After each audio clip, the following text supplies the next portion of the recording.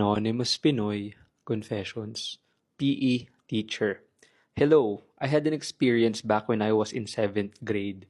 I don't know how to feel about it, kung mandidiri ba ako or ewan. I had this friend. She was in grade 10 when this story happened. She was a very mysterious and quiet girl. She rarely spoke to anyone and she was only close to me. One day, pinuntahan niya ako at umiiyak siya. Hagulgol. She was crying so much to the point na napaiyak na rin ako. Then biglaan niyang sinabi, buntis ako and gusto ni mama na ipalaglag ko yung bata. Gulat na gulat ako nun. Mind you, she was only in grade 10 kaya ganun na lang ang reaction ko. Ang mas malala pa, ang tatay daw nung baby niya is yung PE teacher namin. Yes, teacher namin. And he was like 40 plus years old that time. Tinanong ko sa friend ko bakit niya hinayaang may mangyari sa kanila nung teacher namin. Ang sagot niya lang ay, mahal ko siya. Like, ew, he was 40 and she was only 16. 16.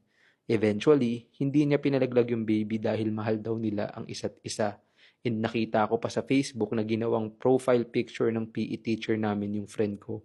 And the fucked up part is, he has a wife and 2 kids.